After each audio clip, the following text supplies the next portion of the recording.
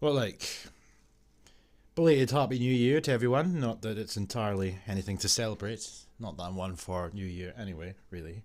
But Scotland slap bang in the middle of a lockdown as of midnight tonight. So, what a time to come back. But yeah, I came across this article maybe 3 or 4 days ago. And granted, it's just your proverbial opinion piece, but it's more really to yet again highlight I would call it or consider it to be danger. It's dangerous, this ideology, the anti-racist ideology. And yet again, the dribble that is espoused by this individual here, not going to pronounce that name. She doesn't deserve my effort, if I'm honest. But it's this ideology that's creeping in. There's a covert subversion taking place, slowly but surely, in the Scottish curriculum, Scottish academia. And as I pointed out before in previous videos, that some of these people are actually on panels with the Scottish Government talking about the hate crime bill, for example. They're working alongside anti-racist experts, quote unquote. Anti-racism is becoming a prominent phrase that is repeated far too often these days. And here's just the latest example. So we have on the screen here from the Scotsman. Anti-racist education in Scotland's classroom should not be feared, from whatever that name is. Now, just doing a wee brief bit of digging because I don't really give a shit all that much about who this individual is, But here was her little thing here on her Twitter saying, "Here it is, my first piece as a guest columnist for the Scotsman. Grateful to be part of Pass the Mic campaign, aiming to raise representation of ethnic minority women in media." Now, a further bit of digging, despite my computer being ridiculously slow today. There's her here. Lovely, lovely looking woman. And then it says here, "I am a Muslim, and in terms of observing Ramadan alongside teaching, I've always found my colleagues to be very supportive of my desire to fast. No concessions have been made for me, such as an extra break or being able to have some time out of class. Now, I've never asked for these things. I've always got the impression that management see it as my own choice if I want to fast, and should therefore adjust my own routines accordingly." For BAMEs, people interested in teaching, I would ask them to think about the unique experiences they could bring to the classroom in terms of their experience of ethnicity, diversity, and exposure to other languages and cultures. Their experience of diversity, their experience of ethnicity, because they experience these things because they're BAMEs, Pass the Mic, of course, which I'm almost certain, when I was trying to refresh more, is an arm of About One, which is a global organisation, a global movement campaigning to end extreme poverty and preventable disease by 2030. And of course, come down here, this is wonderful. This is co-founded by Bono and other activists. I mean, come on! Yeah, not biased at all. Pass the Mic. Sunday National is proud to support project giving platforms to women of colour. And we have on the screen here the woman with the tash. Oh, she looks like she's got a moustache.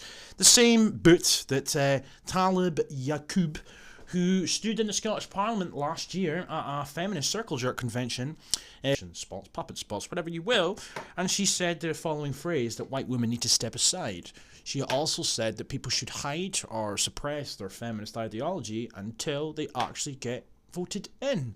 Yeah, she said that. The video's on my channel. It's titled, "What the fuck are they doing to Scotland?" I don't advise you watch it. Don't suffer like I had to, because I'm pretty sure some of my soul died that day. But it come down here and it says that the independent consultant and researcher Talat Yaqub founded the Pass the Mic project in 2019. She's also a figurehead for the 50-50 as an organisation, whatever it is, which is essentially at least 50% of the Parliament. At least, bear that in mind. 50% of the Scottish Parliament must be women's, and now she's pushing, of course, heavily for prioritisation for the BAMEs as well. Why? Because she's a BAME, a fat BAME.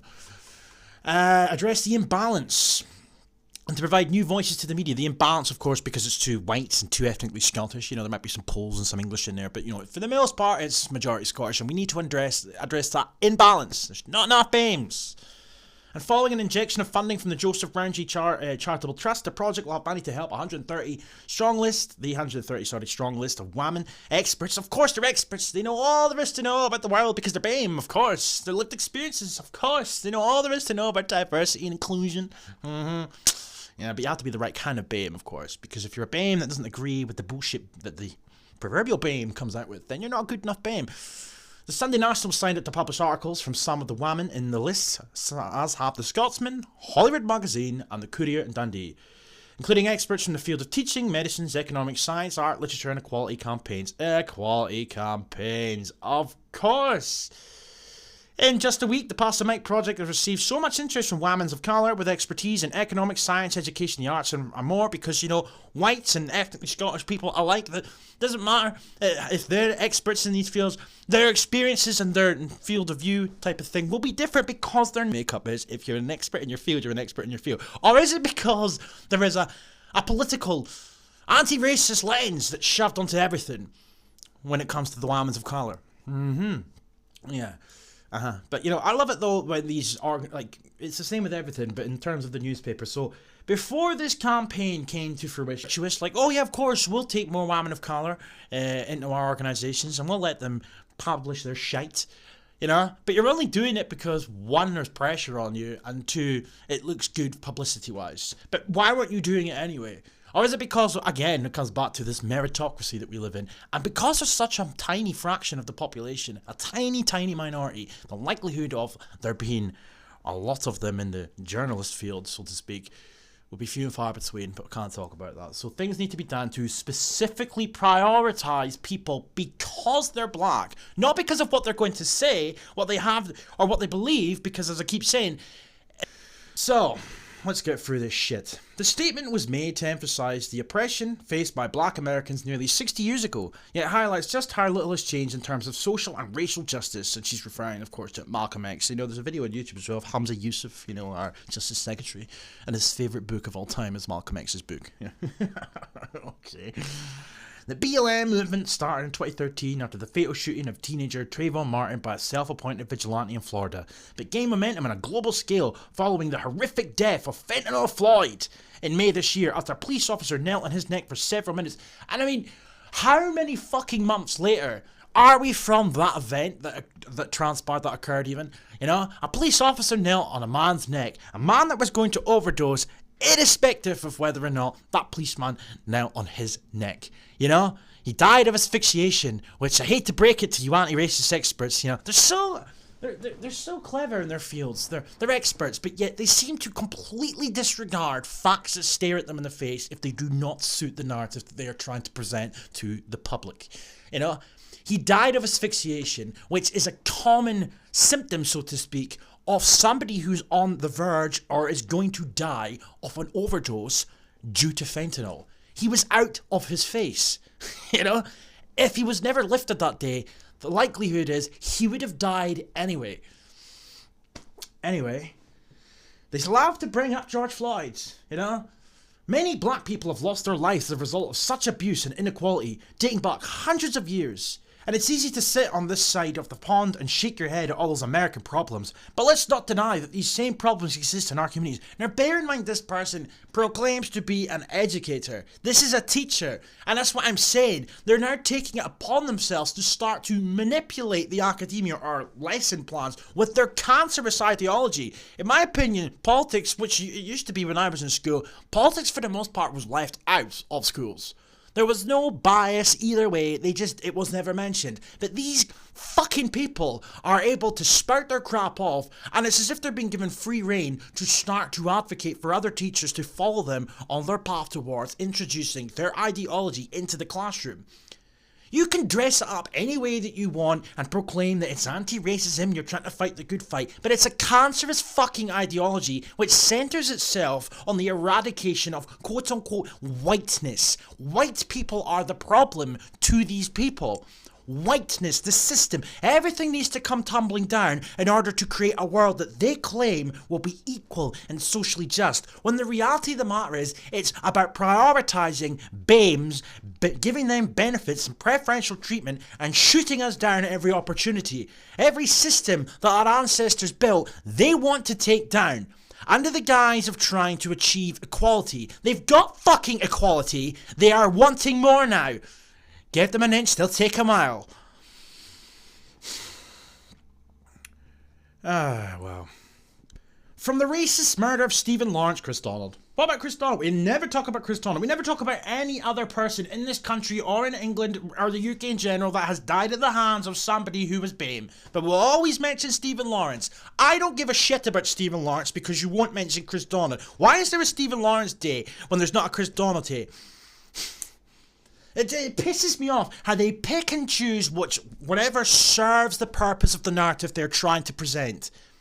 Any child that is murdered, any teenager that's murdered, in fact, murder in general is abhorrent in my view, right? But when you pick and choose specific cases to try and bolster an argument, bolster a narrative, when you leave out, you neglect everything else that would destroy said narrative.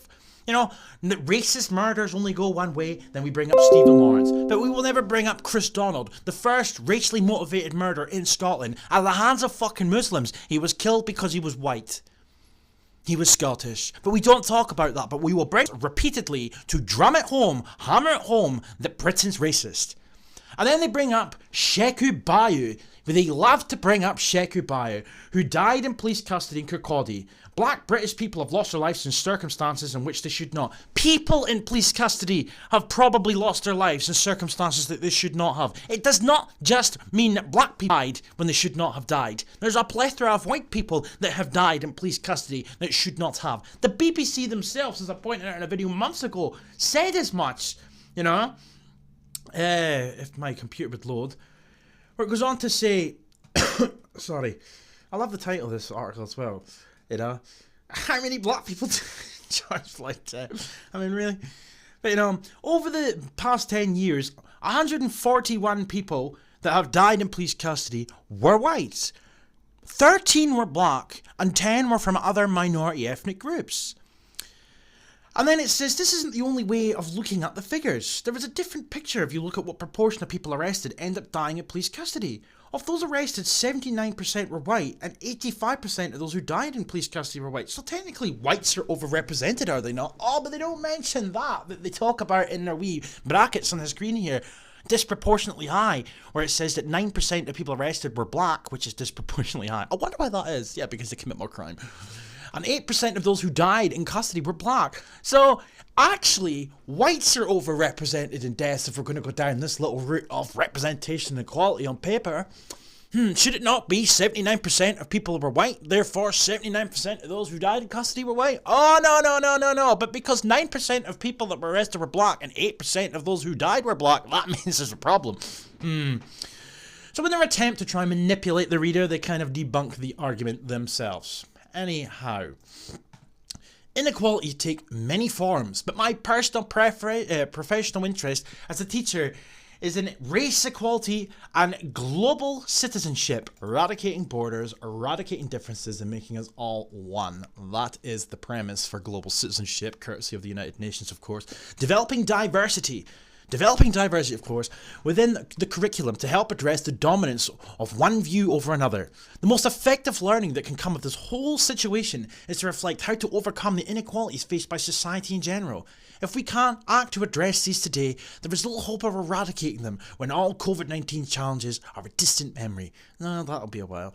As an educator, activist, I have wondered why, after so many years of teaching about racism, it has not resulted in more diverse thinking within our society. I mean, what does that even fucking mean? I mean, what does that mean?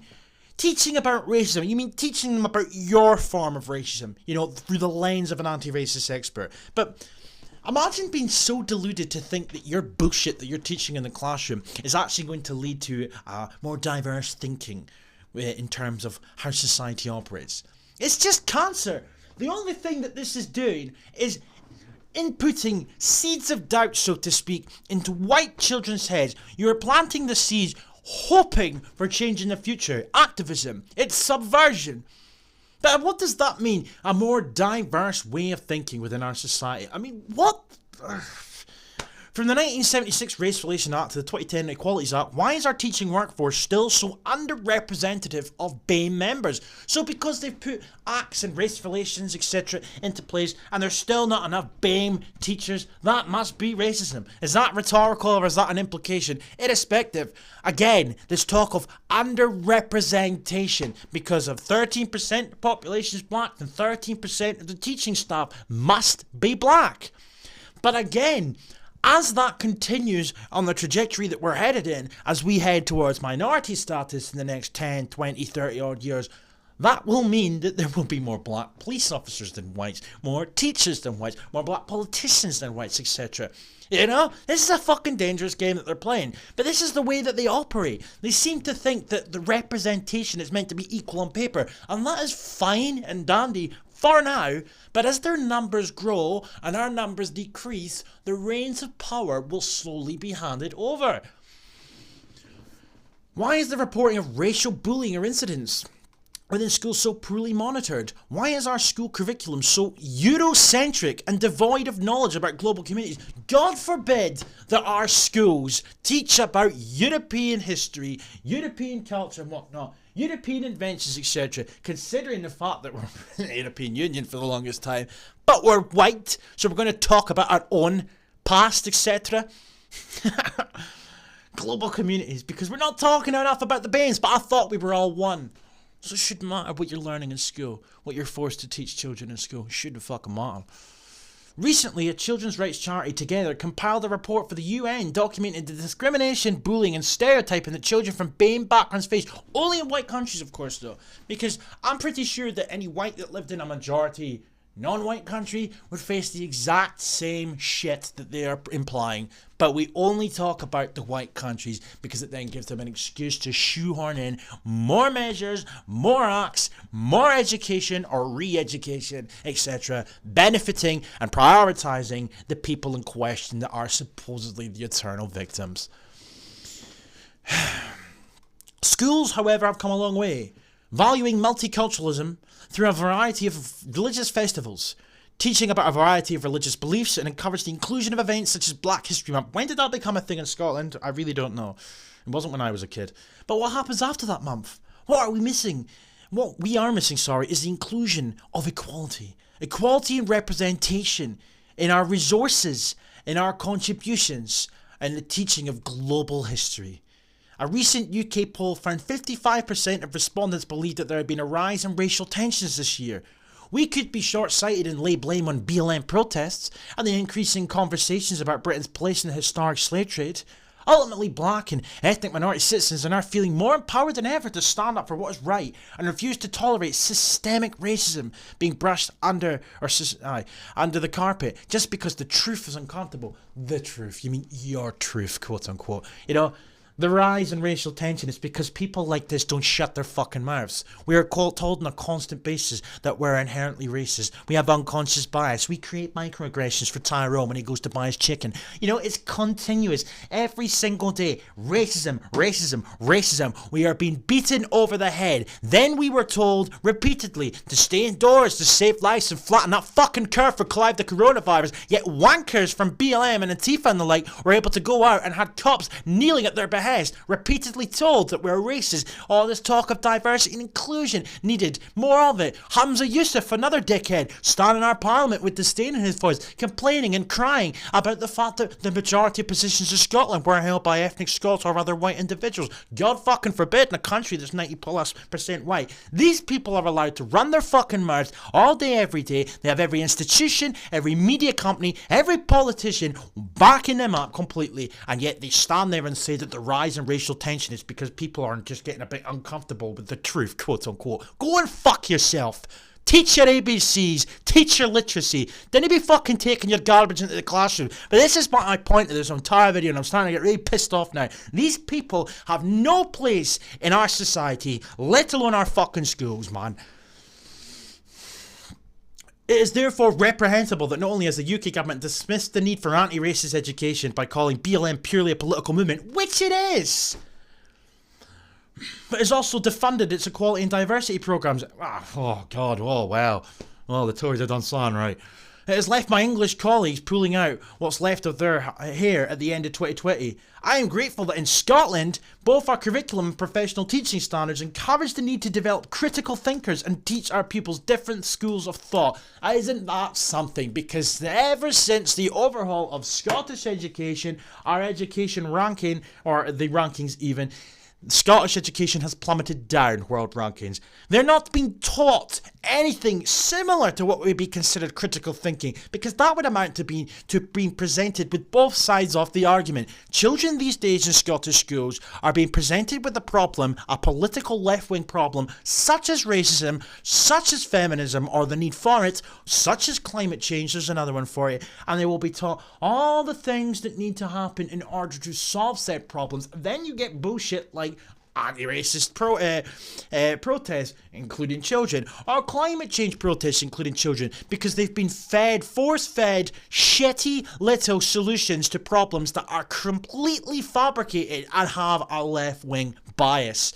Not that I'm giving the right wing in this respect any credit, because look at Boris Johnson, supposedly right wing, and he parts the climate change narrative just the same as Nicola Sturgeon does. Anyway, it's not enough. Of course, it's never enough. It's never enough.